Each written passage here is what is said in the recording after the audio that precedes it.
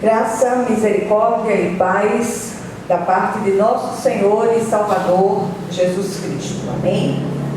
Mais uma quinta-feira, mais um culto pelas causas impossíveis, um culto de oração.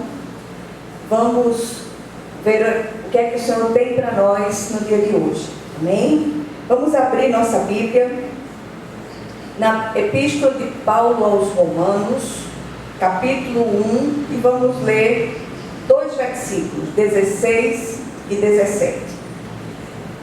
Diz assim a palavra do Senhor: não me envergonho do Evangelho, porque é o poder de Deus para a salvação de todo aquele que crê. Primeiro do judeu, depois do grego, porque no Evangelho é revelada a justiça de Deus, uma justiça que do princípio ao fim é pela fé, como está escrito: o justo viverá pela fé. Amém? Vamos orar. Senhor nosso Deus e nosso Pai Celestial, vem falar ao nosso coração, vem ministrar ao nosso espírito, traz luz de entendimento celestial a essa escritura, para que possamos compreender aquilo que o Senhor ministra ao nosso coração no dia de hoje, e que tudo seja para a honra e glória do Teu nome, em nome de Jesus. Amém. Meus amados, a Epístola aos Romanos é chamada de Epístola das Grandes Conversões. É a mais sistemática das epístolas, é um compêndio de teologia em si mesmo. Se você não lê nada das epístolas, você lê Romanos, você vai entender aquilo que Deus deseja ministrar. A afirmação final do texto citado, o justo viverá pela fé, é a viga mestra da fé salvífica. O texto lido traz em sua parte final a grande afirmação tirada pelo apóstolo Paulo no livro do profeta Abacuque.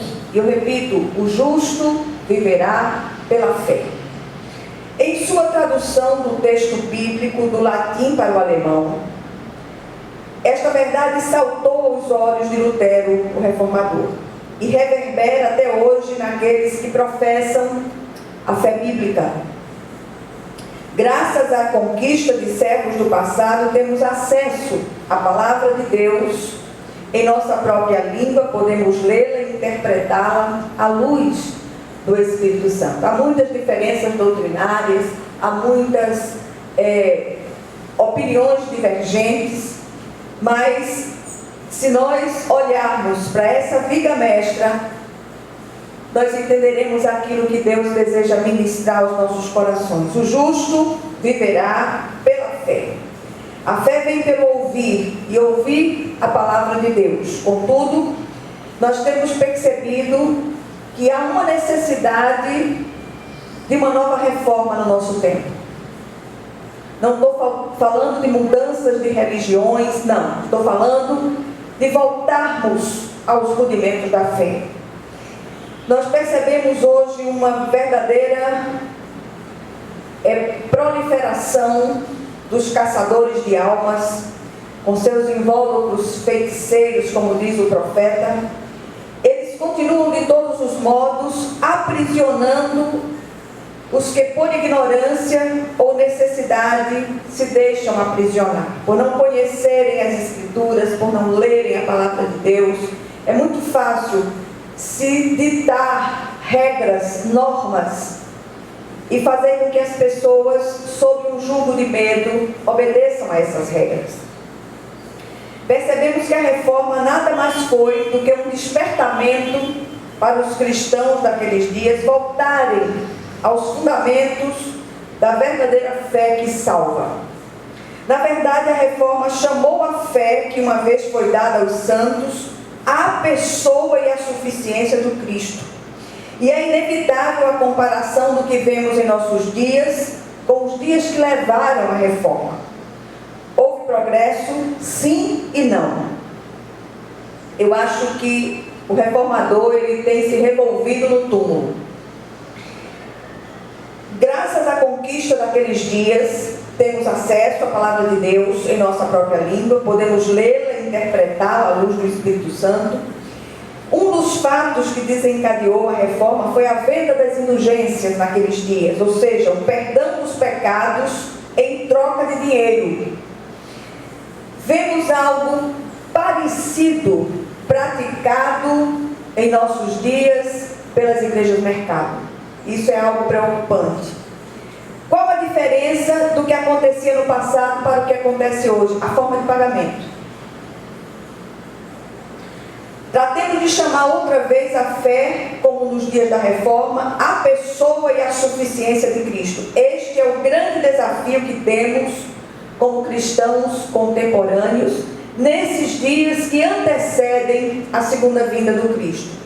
Tudo vem de Cristo, acontece por meio dele e é para a glória excelsa dele, exclusivamente. O texto revela duas afirmações do apóstolo Paulo que fecham a questão acerca da justificação. Que nós possamos pedir ao Espírito Santo que fale ao nosso coração. Primeiro, ele não se envergonha do Evangelho, porque o Evangelho é o poder de Deus para todo aquele que crê.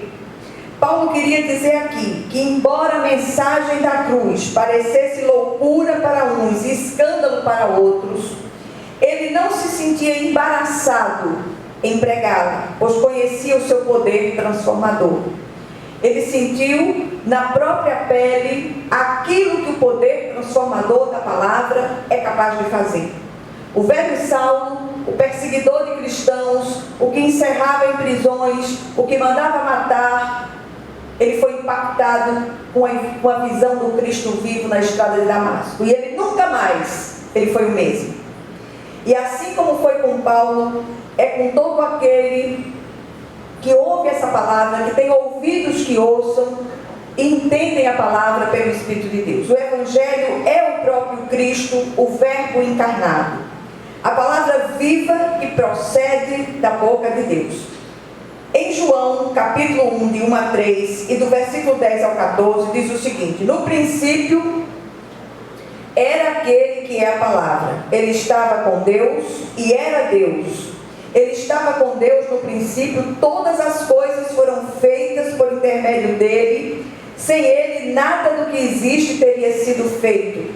Aquele que é a palavra estava no mundo, e o mundo foi feito por intermédio dele, mas o mundo não o conheceu. Veio para o que era seu, mas os seus não o receberam. Contudo, aos que o receberam, aos que creram em seu nome, deu-lhes o direito de se tornarem filhos de Deus, os quais não nasceram por descendência natural, nem pela vontade da carne, nem pela vontade de algum homem, mas nasceram de Deus. Em 1 Coríntios 1, 18 e 24, o apóstolo Paulo continua com o seu raciocínio. Ele diz: pois a mensagem da cruz é loucura para os que estão perecendo, mas para nós que estamos sendo salvos é o poder de Deus. Mas para os que foram chamados, tanto judeus como gregos, Cristo é o poder de Deus e a sabedoria de Deus. Paulo, como uma espécie de advogado, um fariseu, defensor da lei, ele escreveu a epístola aos Romanos muito bem fundamentada, fundamentando seus argumentos naquilo que ele conhecia da própria lei. A segunda verdade aqui é que a justiça de Deus se revela no Evangelho de fé em fé. O justo viverá pela fé. Como entender essa afirmação? Como viverá se tantos cristãos verdadeiros experimentam a morte? Do que é de fato o que Paulo está falando aqui? Primeiro, vamos entender a palavra justificação. É um termo forense que significa estar bem perante a lei. Do ponto de vista teológico, vai mais além. Ocorre quando o homem comum, pecador, recebe um caráter de justo em Cristo, por intermédio da conversão. E ele recebe esse caráter de forma vicária, substitutiva. Em Romanos 5:1, Paulo diz: justificado, pois, pela fé, tenhamos paz com Deus, por meio de nosso Senhor Jesus Cristo. Essa paz se refere à reconciliação daqueles que receberam Cristo como Senhor e Salvador e foram reconciliados com Deus. Tudo isto é baseado não em justiças ou obras humanas, mas na expiação, ou seja, somos declarados justos com base na expiação de nossos pecados por Cristo e na justiça imputada a nós, atribuída a nós. Portanto, não podemos reduzir o Evangelho, que é a ação da justificação imputada a nós, às palavras de autoajuda ou às mensagens para que as pessoas saiam da igreja se sentindo aliviadas de suas lutas diárias. Negativo. A imputação da justiça de Cristo a nós vai infinitamente mais além do que o aqui e agora desta vida passageira. Nos livra da ira vindoura e apaga o escrito da dívida, que não há mais condenação. O escrito da dívida foi apagado, não há mais condenação. O justo viverá eternamente pela fé. Por causa da fé no Cristo, ainda que ele passe pela morte física, não passará pela segunda morte, que é espiritual, e constitui a eterna separação da presença favorável de Deus.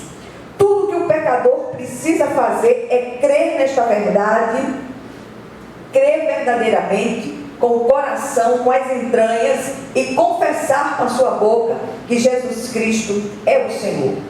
Paulo, ainda na Epístola aos Romanos, a mais sistemática, repito, das epístolas, ele diz, no capítulo 3, versículos 22 a 26, a justiça de Deus, mediante a fé em Jesus Cristo, para todos os que creem, não há distinção, pois todos pecaram e estão destituídos da glória de Deus, sendo justificados gratuitamente por sua graça, por meio da redenção que há em Cristo Jesus. Deus o ofereceu como sacrifício para propiciação, mediante a fé, pelo seu sangue, demonstrando a sua justiça. Em sua tolerância havia deixado impunes os pecados anteriormente cometidos, mas no presente demonstrou a sua justiça, a fim de ser justo e justificador daquele que tem fé em Jesus. Olha que coisa interessante. Salvação é plano de Deus. Aí entra a palavra propiciação. O que significa isto? O próprio Deus veio na pessoa do Cristo expiar definitivamente o pecado do homem que nele crê. O verbo propiciar, então, teologicamente, significa que Deus, por causa da expiação em Cristo, se torna propício, favorável ao homem pecador. Deus tira definitivamente a culpa e a penalidade do pecado do homem. Embora ainda não estejamos livres da presença do pecado, o Senhor nos livra do seu poder e da sua penalidade. Não há mais condenação para os que estão em Cristo Jesus. Romanos 8:1 testifica sobre isso. Sem Cristo, o homem está debaixo da condenação eterna, debaixo da ira de Deus. Em Cristo, somos reconciliados com Ele e passamos a fazer parte da sua família. Não somos apenas mais criaturas de Deus, mas filhos de Deus, a partir do nosso encontro vivo, transformador, pessoal com o Senhor Jesus Cristo. Como é que a gente termina essa mensagem? Rejeitemos as indulgências pós-modernas. Abraçar essas práticas é retroceder aos dias passados. Creiamos no Cristo Todo-Poderoso e Todo-Suficiente e voltemos para Ele. E aí eu repito, nós não estamos falando aqui de uma religiosidade, de uma religião simplesmente, mas de um relacionamento estreito, íntimo com esse Cristo vivo que transforma vidas. Não há uma situação que o Senhor não possa mudar. Nós, quando nos juntamos nas quintas-feiras, nós oramos pelas causas impossíveis. Eu vou pegar a caixinha de oração. Essa caixinha é uma caixinha de oração onde nós depositamos os nossos pedidos de oração, as nossas lutas, as nossas agonias, as nossas inquietações mais profundas. Quem não as tem? E nós vamos apresentá-las agora diante do Senhor, pedindo que o Senhor visite nossas inadequações, que o Senhor visite nossas impossibilidades e transforme todas as coisas em nome de Jesus. Senhor, nosso Deus e nosso Pai Celestial, vem falar o nosso coração, vem receber a nossa gratidão pelas respostas já recebidas, vem receber a nossa gratidão pelas respostas em curso, aquelas que estão sendo liberadas, saídas do trono da graça, sobre os teus filhos, e apresentando, Senhor, as novas causas impossíveis de todas essas pessoas que estão nos assistindo, que o teu nome em todas as coisas, em todas essas respostas, segundo a tua excelsa vontade, seja feito em nome de Jesus. Recebe as nossas petições e responde segundo a tua soberana vontade, em nome de Jesus Cristo. Amém. E que a graça de nosso Senhor e Salvador Jesus Cristo, o amor infinito de Deus, o nosso Pai Celestial, que as consolações e a comunhão do Santo Espírito estejam com todos nós, com todos vocês e com todo o povo de Deus, espalhado por toda a face da terra, desde agora e para todo o sempre. Amém, amém e amém. Que Deus nos abençoe.